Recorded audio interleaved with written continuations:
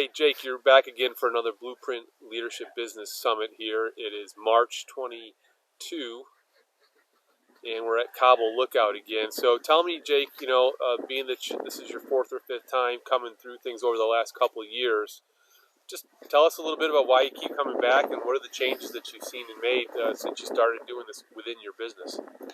So at this point, it's been well over a year, almost close to a year and a half now since I started doing this. These leadership summits are really good for my goal setting for the year. And then also looking at those goals and breaking them down to say, okay, how do I accomplish different things for the 90-day quarter segments? It's been really good to come back up over and over again because it gets me out of the everyday environment. It gets me away from my office. It gets me away from my home. It gives me the ability to sit down and really work on some things so that when I go back home, I feel like I made some really good strides and I can go into the next quarter feeling like I have some goals to accomplish and I have some strides to make to really make those goals happen.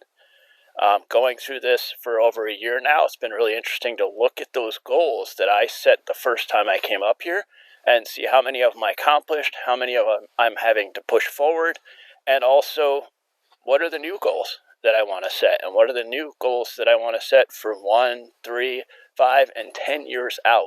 I have never been somebody that's thought about 5 and 10 years out. I'm lucky if I'm thinking about what my goals are for the year.